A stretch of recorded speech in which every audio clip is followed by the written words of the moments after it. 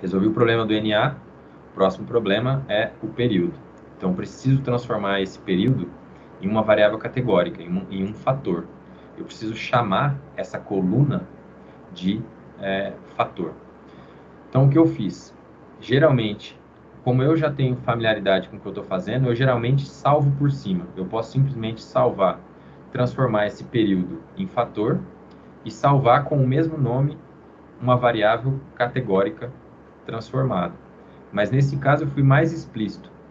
Eu transformei a coluna fator em um fator, a coluna período em um fator, e salvei uma nova coluna, que dessa vez é um período, exatamente igual à variável que eu usei, underline f. Olha aí a utilidade do underline. Se eu fiz período underline f, eu já sei que esse período é a mesma variável que eu tenho na minha coluna anterior, só que dessa vez é um fator. Esse é o código que eu uso, essa é a marca registrada que eu uso para dizer essa variável é ou não é um fator. E quando ela é um fator, se essa variável for de fato um fator, quando você fizer um summary, se você tiver variáveis categóricas, se tiver fatores no teu data frame, essa variável ela deve aparecer dessa forma aqui. Ela deve aparecer com contagens. Eu tenho 97 observações que contém fator, o nível 1 do fator, e 50 observações que tem o nível 2 do fator. Tranquilos? Então, transformei todos os meus fatores em fatores de fato. Próxima coisa que eu tenho que começar a olhar é dar uma olhada nas variáveis contínuas. Eu já dei uma olhada na variável categórica, dei uma olhada nas coordenadas e agora eu preciso dar uma olhada nas variáveis contínuas. Eu preciso olhar se eu tenho algum ponto distoante nessas variáveis. Eventualmente, quando a gente está digitando alguma coisa lá manualmente, a gente copia e cola ou digita alguma coisa errada, e em vez de a abundância aparecer 1000, apareceu 1 milhão, por exemplo. Em vez de ser 100, apareceu 1000. Quando você olhar para essa variável, se você simplesmente fizer uma estatística descritiva, média, máximo, mínimo e tal, pode ser que você não consiga enxergar esse ponto distoante. Então, eu aconselho sempre que for olhar se esse ponto está distoante ou não, se tem algum erro no meio do caminho, fazer um plot, como esse aí, fazer um box plot, simplesmente. Um box plot nada mais é do que uma representação gráfica com caixinhas e com bigodes e com linhas, mostrando os propriedades descritivas desse conjunto de dados. Eu nunca lembro, porque eu não uso muito box plot para interpretar coisa desse tipo, mas vocês devem estar careca de saber o que é. Isso aqui, se eu não me engano, é o valor mais abaixo que tem, é o valor mínimo. A caixinha ela é delimitada, se eu não me engano, no primeiro e no terceiro quartil, acho que é isso. A linha grossa no meio, ela representa a mediana e não a média. E se vocês tiverem alguns pontos que estão muito distantes dos outros, o box plot, ele já, por default, ele já começa a te dizer isso. Ó. Ele fala, ó, eu vou representar esses pontos com valores maiores até um determinado limite, que é esse limite aqui. Se você passar de sei lá, de um limite de 2, 3 desvios padrões, a partir de um dado momento, ele vai começar a te mostrar só os pontinhos como pontinhos mesmos. Ele não vai te esconder esses pontinhos dentro do box plot. Me corrijam se eu estiver errado nessas representações do box plot aí, porque eu não gosto muito dessa representação, então nem me dou muito ao trabalho de entender isso. Então aqui ele já consegue te mostrar, ó, que eu tenho 1, 2, 3, 4, 5 pontinhos que, de acordo com o R, de acordo com essa função, eles são mais diferentes do que os outros. Então, teoricamente, esses 4, 5 pontinhos aqui, eles já têm valores que são muito superiores aos outros. Isso faz sentido? Vai depender do conjunto de dados que vocês têm na mão. Vocês precisam olhar uma a uma das variáveis para saber se esse ponto faz sentido. Estou olhando os dados de abundância e encontrei um valor 10.000. Faz sentido? Não sei. Se de repente eu estiver contando micro-organismos ou larvas de inseto, por exemplo, talvez faça sentido ter 10 mil, 12 mil, 5 mil, 7 mil. Mas se eu estou contando passarinho, não faz sentido ter 10 mil, 12 mil. Vou ter no máximo 100, cento e poucos indivíduos, ou algumas centenas, ou algumas dezenas de indivíduos no máximo. Se tiver um ponto que está muito distante dos outros, volte naquele ponto e vai olhar o que está acontecendo. Foi você que digitou? É um erro de importação? Ou isso é um erro de digitação? Ou isso é um ponto distante, mas, poxa, faz sentido. Eu estava lá e eu vi. Eu estava lá contando passarinho e, de repente, apareceu 1.200 maritacas ao redor de mim, cantando, e eu fui lá e registrei. Faz sentido. Beleza. Vou ter que lidar com isso agora. Então, deixa isso dentro do conjunto de dados. Mas se não faz sentido, a gente vai ter que repensar. Uma outra forma de dar uma olhada nesses pontos distantes é fazer simplesmente um plot dessa variável. Então, se você fizer um plot, eu já começo a gostar mais desse tipo de representação. Ao contrário do box plot, eu consigo visualizar os pontos por meio desse plot. Então, na lata, eu já consigo olhar quais são os pontos que potencialmente podem ter algum problema. Então, olha, todos os pontos estão concentrados aqui nessa região.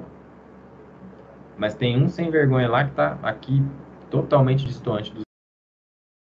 Vocês, no antigo, ele me marcou 3, 4.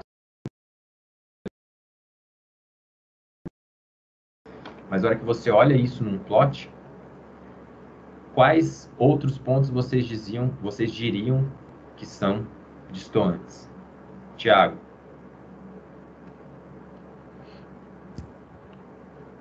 Eu acho que aquele lá em cima, Esse aqui. claramente ele parece ser. E talvez o segundo maior, mas aí depois fica difícil de dizer. Esse segundo aqui Talvez. fica difícil de dizer, né? Por que fica difícil de dizer? Embora ele esteja completamente distante dos outros aqui, ó, ele está muito parecido com esses outros aqui. Lembrando que o plot, ele simplesmente plotou a ordem do teu banco de dados. Ele botou na ordem que estava na linha da tua tabela. E botou isso certinho. Por isso que vocês estão enxergando um padrão certinho aí, ó, um padrão bonitão aqui. Mas isso não é uma representação ideal desse tipo de dado, não. Por quê? Porque, ó, esse valor aqui, embora ele esteja distante dos outros, você pode falar, esse aqui é um valor distante dos outros. Mas se você olhar realmente o valor dele é aqui, ó, tá abaixo de 150 mil. Ou abaixo de 150 mil. Mas, na verdade, você tem um monte de pontos aqui, ó, que tem valores 150 mil. Beleza? Então, na real, olhando para esse banco de dados aqui, o único ponto que talvez seria muito distante é esse aqui. Isso visualmente. Todos os outros parecem estar dentro de uma gama relativamente normal de valores que ocorre dentro desse conjunto. Uma outra representação é o Cleveland dot plot, que é uma forma de fazer o plot, fazer a mesma coisa que nós fizemos com o plot, só que com uma função diferente, que é a função dot chart, que é gráfico de pontos. Essa função, além dela te colocar, além de plotar todos esses valores, ela coloca umas linhazinhas assim e muda o eixo.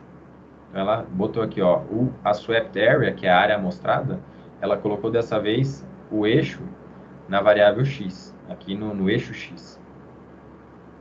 E, como isso é um plot unidimensional, ela não colocou nenhuma dimensão aqui, ó, que é completamente diferente disso aqui. Ele colocou uma dimensão e a gente não sabe que dimensão é essa. Embora aqui ele tenha plotado exatamente na mesma ordem que a tua planilha tá, que a tua planilha aparece, ele pegou a primeira linha e plotou, a segunda linha e plotou, a terceira, a quarta, assim por diante, ele não colocou uma dimensão aqui, ó, porque eu estou fazendo um plot só de uma dimensão, só de uma área, só de um valor, só de um vetor. E aí a gente vê novamente, ó, o problema que tem em relação àquele único ponto distante. Todos os outros aqui, ó, aquele ponto que o Thiago estava desconfiando, ó, ele está dentro da gama de valores normais. Ó, até aqui são valores normais que estão dentro dessa variação do conjunto de dados. Esse aqui está bem distante. Esse aqui nem tanto. Ok? Então eu julgo que esse plot ele é um pouco mais, ele é um pouco melhor para mostrar isso, para mostrar quais são os problemas potenciais que vocês têm em cada uma das variáveis. Eu costumo, para evitar entrar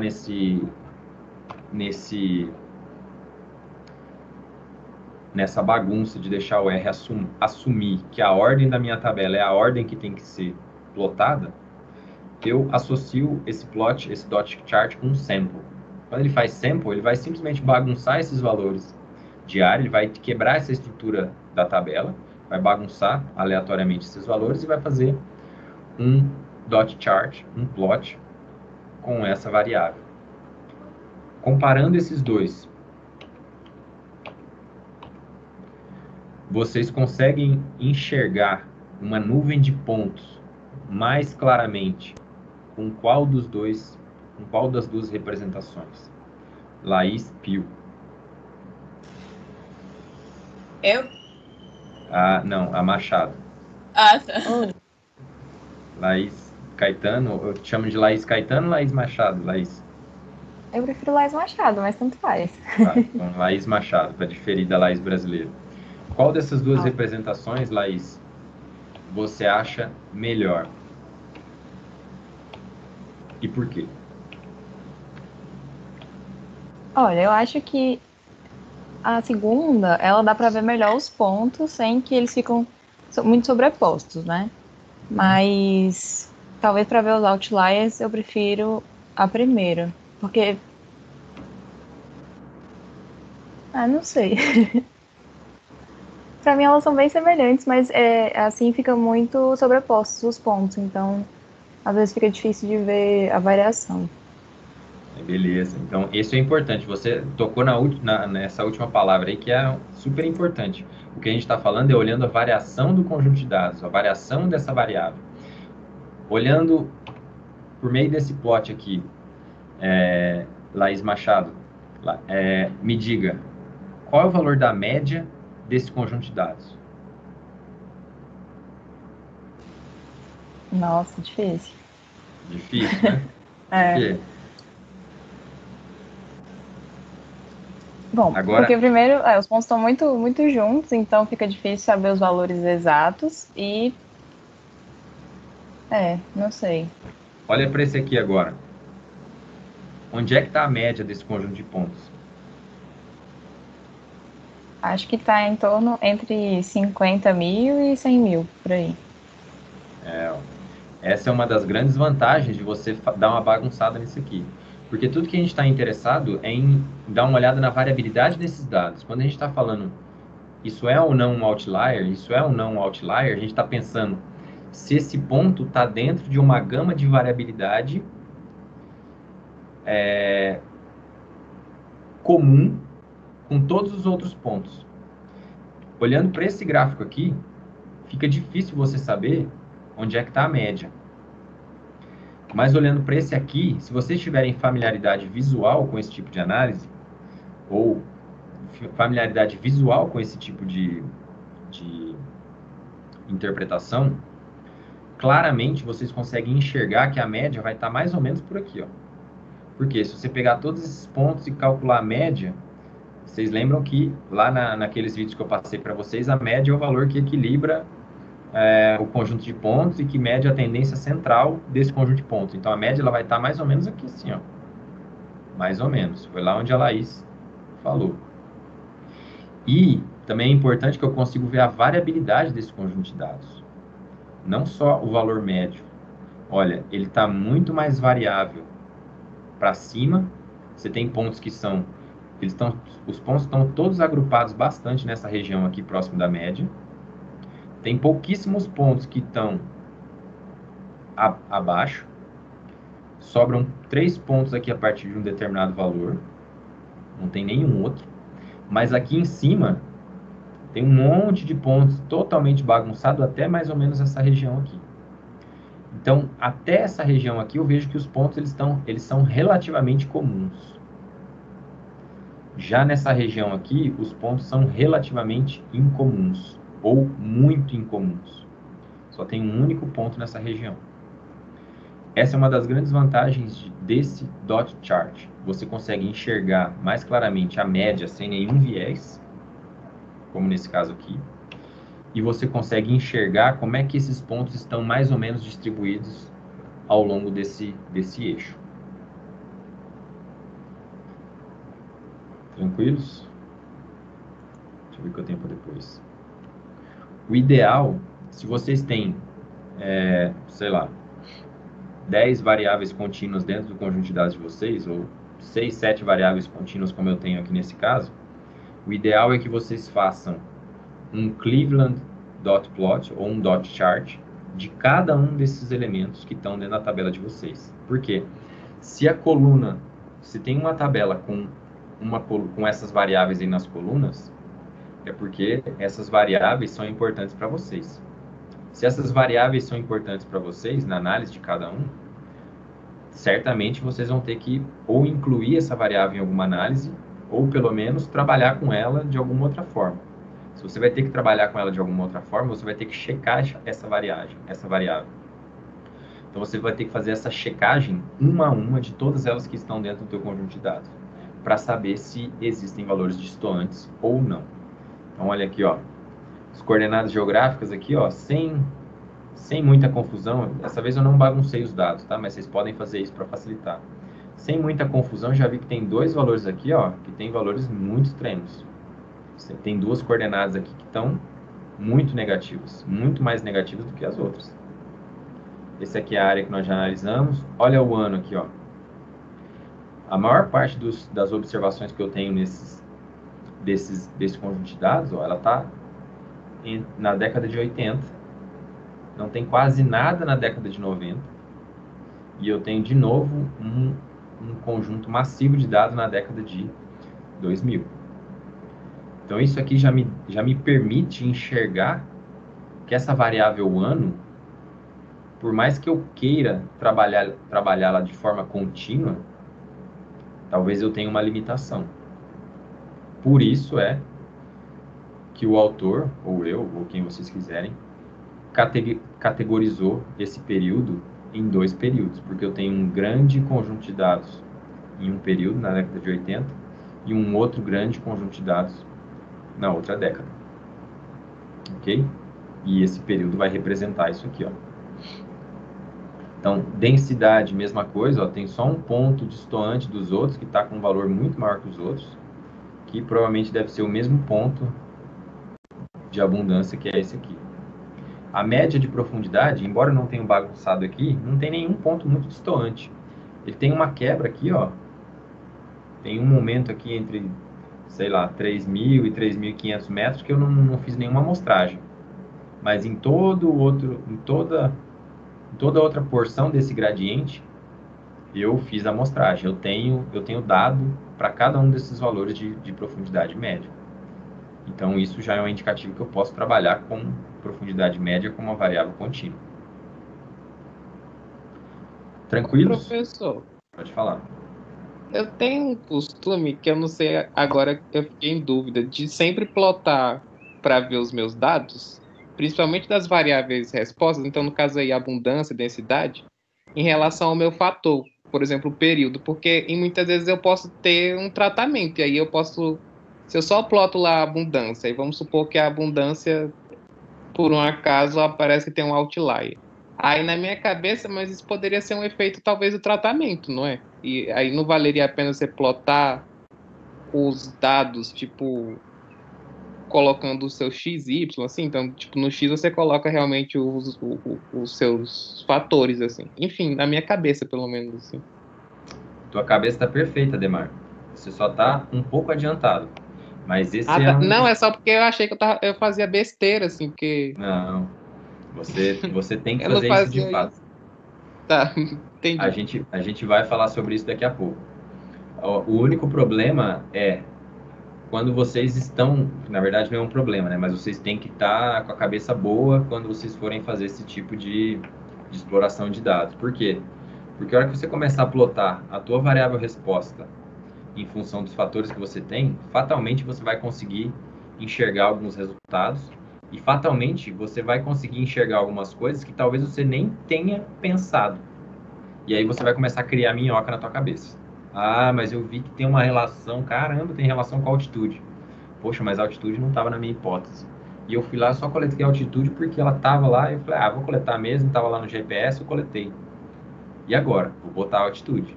Aí você vai ficar com esse tipo de minhoca na cabeça. Então, antes de fazer esse tipo de associação ou esse tipo de checagem de dado, vocês têm que ter bem claro qual é o objetivo central do trabalho de vocês, quais variáveis serão consideradas e do porquê vocês estão colocando cada uma dessas variáveis. Se você tiver uma variável que está lá simplesmente porque você foi para campo, deu mole e coletou, mas não estava nem pensando nela, você vai ter que pensar. Talvez ela tenha uma associação que você enxergue lá com a tua variável resposta e vai ficar tentado a botá-la no teu estudo.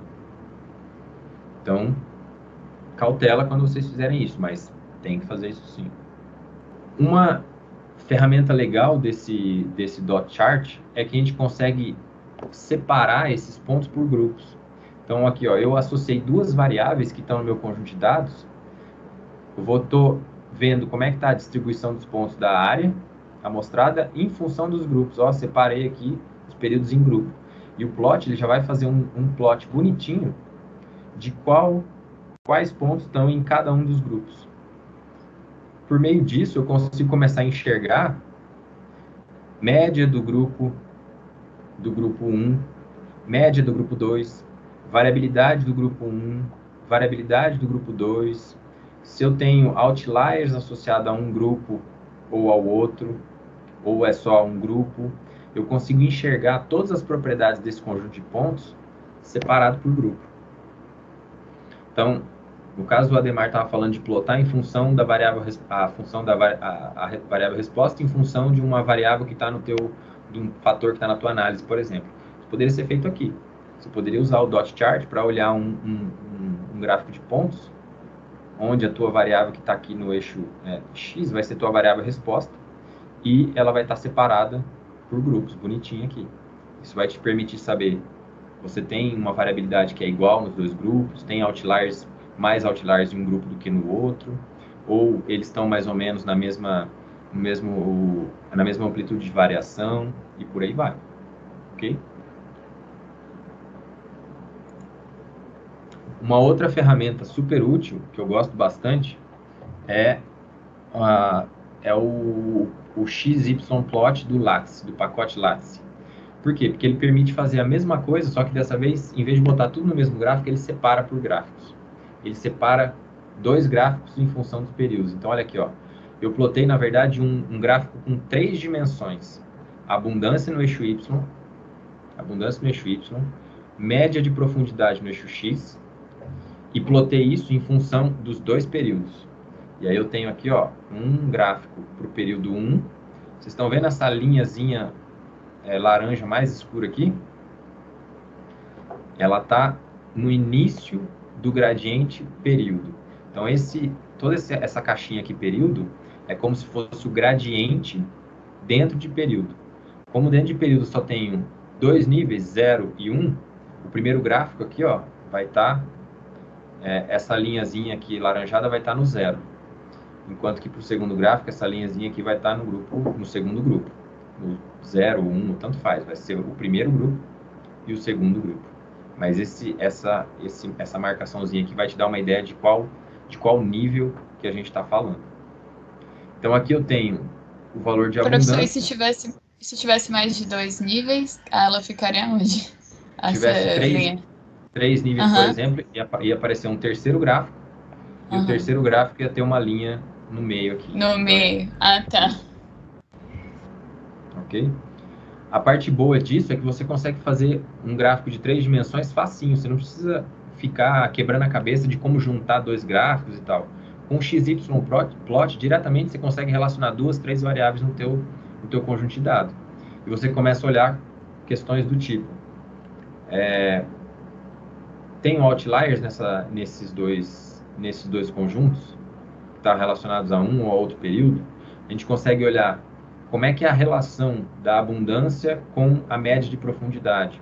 Você já consegue ver aqui que tem uma tendência aparentemente negativa. Quanto maior é a profundidade, menor é a abundância. Idem aqui, você consegue enxergar. Mas você consegue enxergar outras coisas por meio desse gráfico. Vocês estão vendo que dá para formar quase um funil aqui, ó, que aqui tem bastante ponto bem disperso. E depois esses pontos vão todos se amontoando e ficando bem concentrados. Aqui, ó, parece que isso está da mesma forma. Você tem pontos bem dispersos, mas que isso vai se afunilando e ficando com pontos bem sobrepostos aqui nessa área.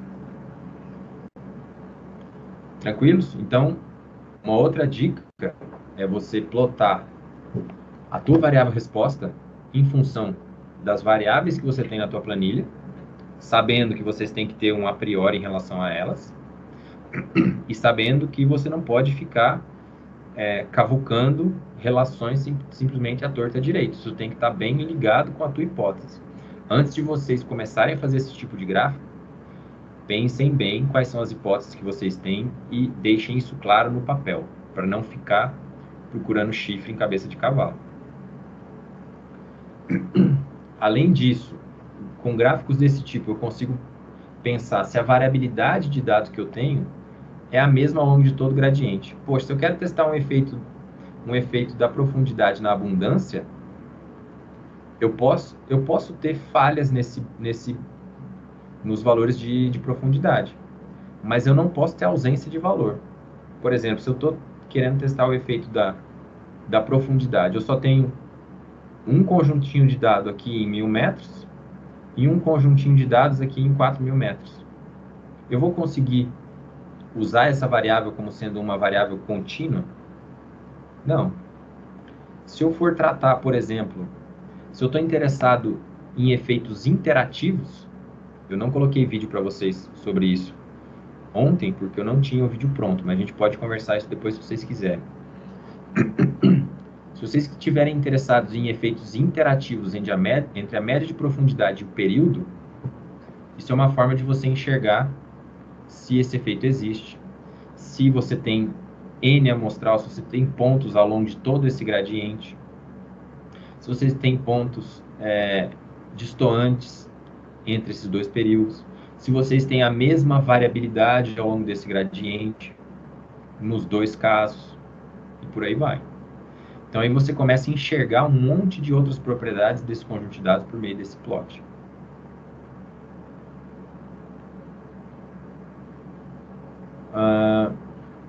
Beleza.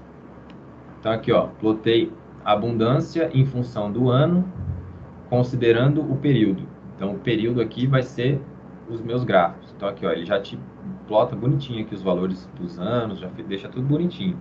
Tudo na mesma escala, tudo certinho, massa. Mas olha aqui, se eu estou querendo testar um efeito da abundância no ano, olha, os anos, eles estão todos concentrados nessa área aqui. Eu consigo estimar um efeito da abundância em função dos anos, tratando anos como uma variável contínua? No primeiro período, Não. provavelmente não, porque eu só tenho aqui, ó, concentrado nessa parte e sem nada nessa parte aqui. Nada nessa parte aqui e todo o resto concentrado nisso aqui. Por que isso acontece nesse caso específico? Por que tem essa distribuição tão quebrada, que tem essa ausência de valores gigantescos? Parece uma coisa de desenho amostral mesmo, né, professor? Que eles só coletaram na década de 80 e depois pararam por algum motivo ou, sei lá, foi o trabalho de uma pessoa e depois a outra pessoa foi tentar repetir, porque, por exemplo, se é abundância, às vezes ele pode estar testando algum processo que aconteceu nessa região e aí ele está indo ver se mudou depois desse tempo. Algo do Exato. tipo. Também, ele parou de amostrar. Mas também tem uma outra resposta muito mais simples do que essa. Por que isso está acontecendo com essas duas variáveis, ano e período? Porque o ano é tipo um subconjunto do período? É ao contrário. O período é uma função do ano. Cada ano tem 2 períodos. Não é que cada ano tem 2 períodos. O período foi derivado, é uma variável construída pela pessoa a partir do ano. Então ele pegou todos os pontos que estão em, sei lá, década de 80 década de 80 principalmente, 70 e 80, e falou, esse é o primeiro período. E todo o segundo período em 2000 ele chamou, esse é o segundo período. Ah, eu Então- achava que era semestre, Murilo. Não, período ele pegou os anos e falou, esse é como se fosse o período de amostragem. Eu amostrei durante 1970 até 1990. Eu parei, aí eu mostrei no segundo período de 2000 até alguma coisa. Mas, importante, período é uma variável, um fator derivado a partir do ano. A Laís Machado, acho que liberou o som aí. Quer falar, Laís? Não liberei não, mas tô aqui, qualquer coisa. Ah, tá, beleza. Murilo, Pode falar. eu queria falar uma coisa aí nessa questão do período. Essa forma como a gente separou em dois períodos foi uma forma assim bem grosseira, né? Quando a gente vai fazer isso, a gente tem que pensar de forma mais complexa, né?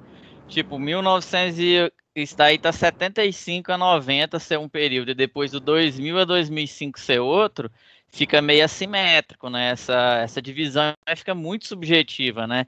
Tem mais a ver com tem dois nuvens de ponto, eu vou separar em dois períodos do que com algum padrão, porque nesse período pode ter acontecido, por exemplo, um El Ninho.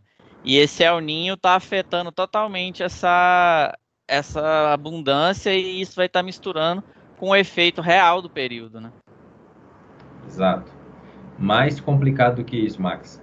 Se vocês assistiram o vídeo que eu passei para vocês ontem, tem um vídeo só sobre problemas relacionados à categorização de variáveis que são naturalmente contínuas. Eu falo isso na minha aula de estatística básica na graduação.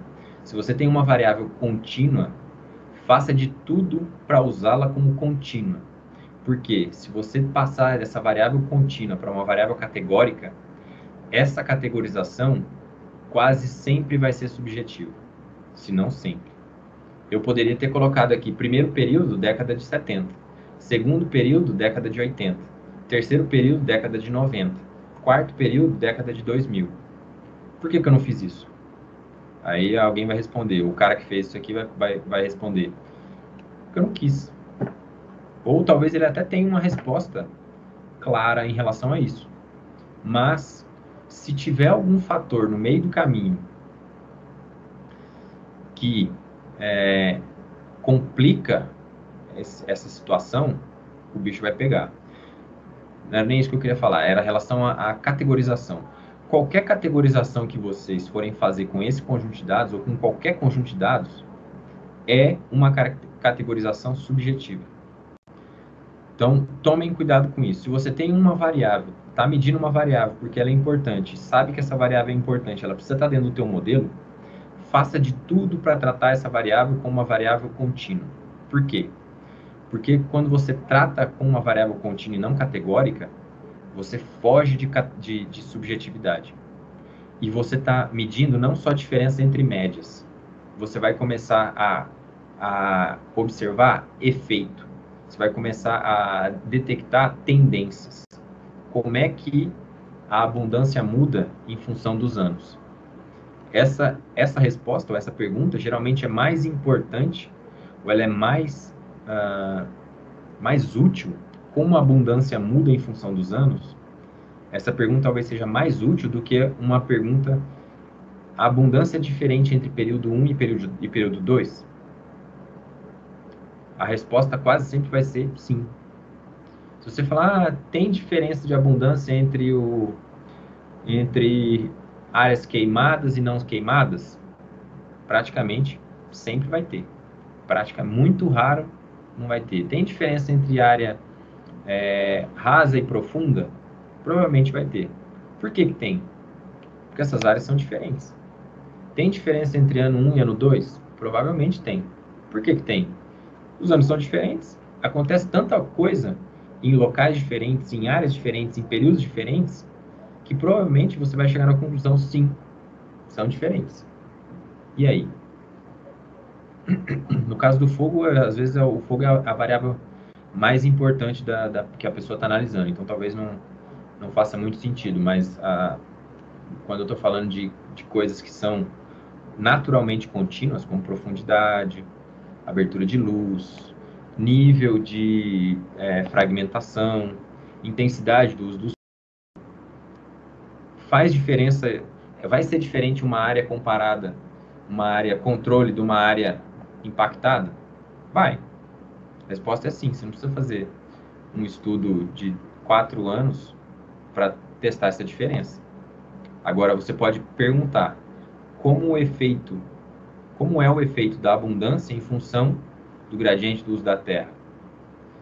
Essa resposta talvez seja mais intuitiva e mais prática do que simplesmente perguntar: impactado e não impactado tem algum efeito? Por quê? Porque se eu quiser saber, tem diferença entre área impactada e não impactada, beleza.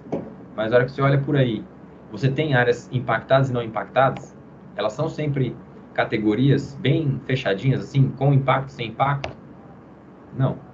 Geralmente você vai encontrar 50 tons de cinza no meio do caminho aí.